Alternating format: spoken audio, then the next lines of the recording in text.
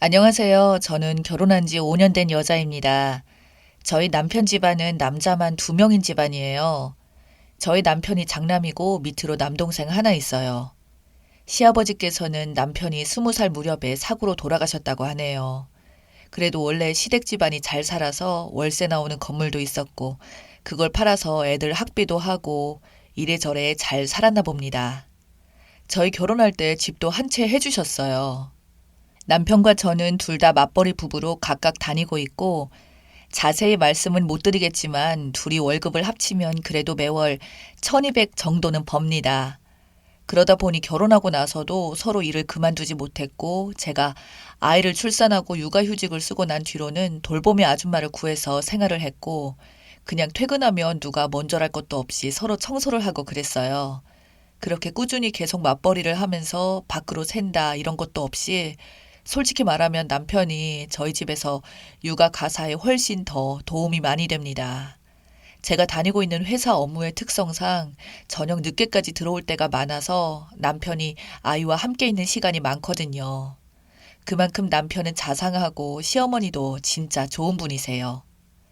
경제적인 것뿐만이 아니라 저희 집안에도 우리가 생각나서 첨가물 시장에 간 김에 제철 과일이나 맛있는 걸 사서 신경 써서 보내주시고 저희한테도 종종 보내주실 정도였어요. 그런 식으로 음식이며 물건이며 본인 것만 사시는 게 아니라 항상 가족을 먼저 챙기는 분이셨거든요. 솔직히 저는 5년간 살면서 시어머니가 이상하다거나 싫다거나 또한 저에게 과한 요구 같은 것을 하신 적이 없었거든요.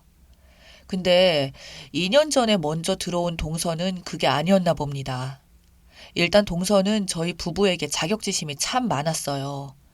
부가적으로 말하면 도련님부터 고졸입니다.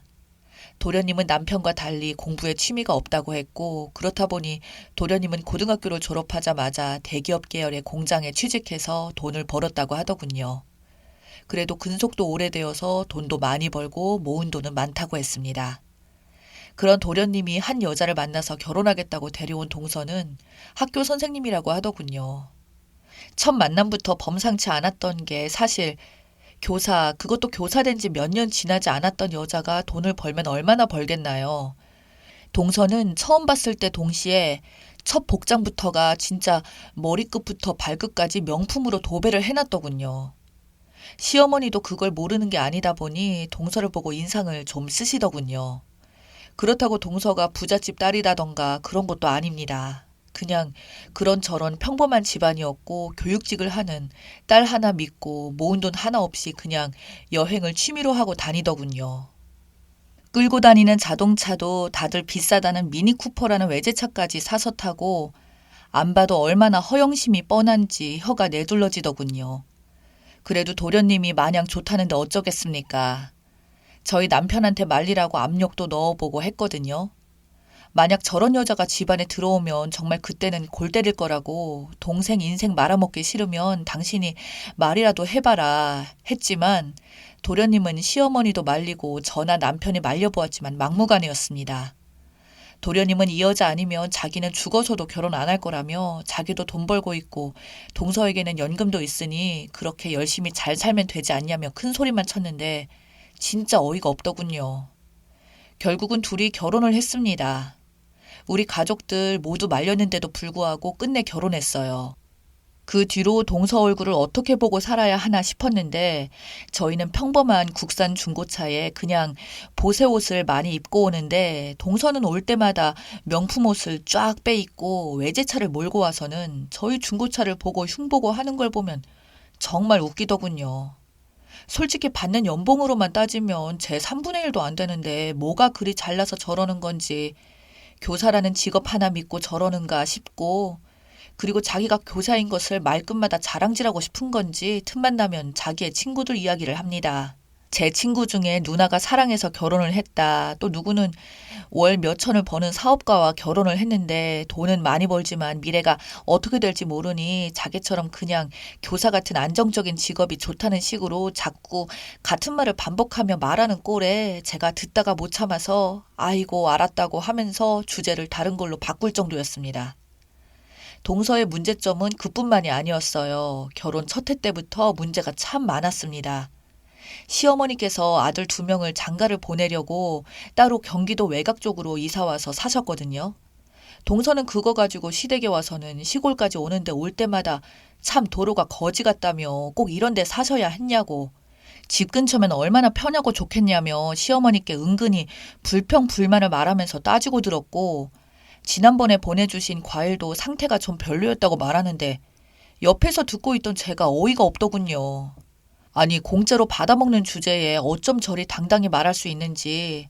그 이후로 제사 때문에 모였을 때도 자기 집은 제사 같은 건 안 지낸다고, 왜 이런 고리타분한 걸 하냐며 죽은 사람은 죽은 사람이고 산 사람은 산 사람이지, 정말 이렇게 시간 보내는 게 너무 아깝다며, 옆에서 음식 만들 줄도 몰라 저랑 시어머니가 열심히 만든 음식을 나르면서도 어디서 불만들을 토해내는지 진짜 듣고 있자니 짜증이 올라와서 그만 좀 하라고 말할 정도였어요. 그런 동서 때문에 매년 진짜 명절날 시댁에 가는 게 싫어질 정도였습니다. 남편도 동서라면 학을 뗄 정도로 싫어했고요. 그런데 이번 증조 할아버님 제사가 3달 전이었는데 그때 아주 최악의 일이 벌어졌습니다. 그날 동서는 또 뭐가 그리 불만인지 올 때부터 화가 난 표정으로 씩씩거리면서 오더군요. 제가 그래서 무슨 일이냐고 물어보니 원래 여행을 가기로 했었는데 남편이 아버지 기일을 까먹고 예약을 해버려서 여행 가는 건 모두 취소하고 위약금까지 물어줬다며 성질을 내는데, 한편으로는 이해가 안 됐습니다.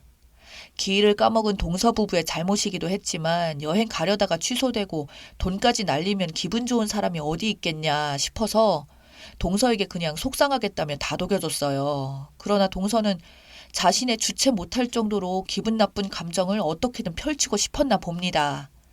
제사상의 음식을 같이 나르며 상을 차리고 있는 도중에 아직도 씩씩거리는 동서가 음식을 나르면서 혼잣말로 말하기를, 이 미친 시어머니 때문에 내가 이런 헛짓거리를 매년 하고 있다니, 하늘도 무심하지, 그냥 빨리 데려갈 것이지 언제까지 내가 이 짓거리를 해야 하는 거야?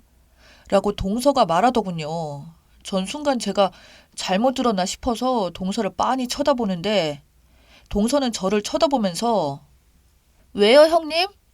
형님도 제사만 없으면 이 짓거리 안 하고 좋지 않아요? 시어머니 죽으면 재산도 물려받고 서로서로 좋은 거 아니에요? 라는데 저는 너무 어이가 없어서 멍하니 있었어요. 마침 동서 뒤에 시어머니가 넋이 나간 표정으로 우리를 쳐다보고 있더군요. 순간적으로 저는 눈이 확 돌아서 동서의 뺨을 때렸습니다. 그러자 동서는 미쳤냐고 어디 감히 자기 얼굴에 손을 대냐며 자기를 낳아준 부모조차도 자기한테 손 한 번 댄 적 없다고 경찰에 신고할 거라고 악을 쓰는 동서. 그런 동서의 소리에 올라오게 된 도련님을 보고 저는 동서의 얼굴을 가리키며, 전현 2번 다시는 이 집구석에 들이지 마 라고 했더니 제 남편도 도대체 왜 그러냐고 말렸어요. 이미 시어머니께서 동서의 말을 듣고 큰 상처를 받으셨기에 동서가 했던 말 그대로 대신해 주었습니다. 그러다 저희 남편은 그 말을 듣더니 노발대발했고, 눈이 돌아간 동서는 아직도 자기가 잘했다고 큰 소리를 떠들어댔고, 동서는 도련님을 데리고 나가는 걸로 일단 상황은 마무리되었어요. 그 이후 시어머니께서는 상처가 너무 크셨는지 저희를 보고도 일단 돌아가라고 하셨습니다. 그리고 눈물까지 흘리시는데 진짜 너무 죄송스럽더라고요. 그런데 문제는 그날 돌아가고 나서 시어머니가 쓰러졌고, 다행히도 다 같이 모여있다가 쓰러지셨기에 바로 병원에 응급조치를 취했으나 큰 충격으로 인해서 정신적으로 후유증이 심하신 것 같더라고요. 상황이 그렇게 되다 보니 도련님 부부가 어떻게 정상적인 부부 생활이 가능할까요? 동서는 그 상황에서도 곧 죽어도 자기가 잘했다는 식으로 나오고 있고, 하루가 멀다 하고 다투고 싸우고 하는데 도련님이 사람이 좋아서 받아주는데 일방적으로 동서는 집을 나가버렸다고 하더군요. 친정집으로 돌아간 동서는 결국 돌아간 지 이제 1달도 안 되어서 동서랑 도련님이 이혼을 한다는 소리를 듣게 되었습니다. 결혼한 지 얼마 되지도 않았고 아직 아이도 없었기에 다행이라면 다행이라, 이혼하는 건 그리 큰 문제가 아니었죠. 여기서 근데 동서네가 도련님을 보고 위자료로 글쎄 1억을 달라고 했다네요. 도련님 현금이 그 정도 있다는 것을 알고는 딱 그만큼을 요구했다고 하는데, 우리 호구 같은 도련님이 그걸 또 주려고 해서 남편이랑 저랑 뜯어 말렸고, 남편은 동서한테 바로 연락해서 말하길 위자료는 우리가 내고 싶지 않으면 그냥 조용히 넌 꺼지라고 지금 시어머니 쓰러진 거 원인 제공을 했기 때문이라서 이건 존속 폭행에 해당된다고 네가 막말을 해서 어머니가 쓰러진 거라고 했어요. 동서는 아니 내가 주먹질을 했냐고 어디 죄를 덮어 씌우려고 하냐는 말에 남편은 그리 못 믿겠으면 네가 법을 한번 알아보라고 우리는 진작 다 알아봤고 이거 신고하면 너 처벌받고 위자료까지 내야 된다고. 단지 지금 우리 어머니가 그걸 원하지 않아서 가족끼리 더 시끄러워지기 싫어서 안 하는 것뿐이니 조금이라도 배려해 줄 때 알아서 그냥 조용히 합의하라고 말하자 동서는 헛소리라면서 자기는 절대 못 넘어간다고 제가 뺨을 때린 것을 고소한다고 하고 아주 한바탕 난리가 났어요. 결국 동서는 따로 알아봤는지 나중에는 자기가 지는 싸움이 될 것을 아니까 은근슬쩍 연락이 와서는 내가 때린 것도 없었던 일로 할 테니 그냥 합의를 하자며 먼저 백기를 들었네요. 시어머니는 동서 얼굴도 보기 싫다며 저런 개념 없는 애는 빨리 떼어내는 게 값이라 생각하고 그냥 합의하고 깔끔하게 끝냈습니다. 결국 도련님 부부는 그렇게 파국을 맞게 되었네요. 근데 이 대단한 동서는 이혼한 지 한 달도 안 되어서 다른 남자랑 연애를 하면서 찍은 사진들을 자기 카톡 프로필 사진에 당당하게 올리는 걸 보면 한편으로는 동서가 이혼하고 나서 남자를 만나는 건지 아니면 원래 이혼하기 전부터 바람을 피웠던 건지 정말 혼란스러울 정도로 기가 막히더군요. 시어머니는 그 이후로 진짜 하루가 다르게 힘이 없어지는 게 눈에 보이세요. 시어머니는 말씀하시기를 자기가 너무 오래 살아서 이런 것까지 보는 거라며 이제는 더 살고 싶은 마음도 없다고 하시는데 덕분에 저희도 너무 죄송스럽고 도련님은 어쩔 줄 몰라 합니다. 솔직히 여자 잘못 들인 도련님의 잘못이라면 잘못이겠지만 동서였던 그녀의 인성이 그 정도이며 갈대 같은 여자인 줄은 도련님이 알았었겠나 싶네요. 요즘은 정말 저희 시어머니 어떻게 달래줘야 할지 고민입니다.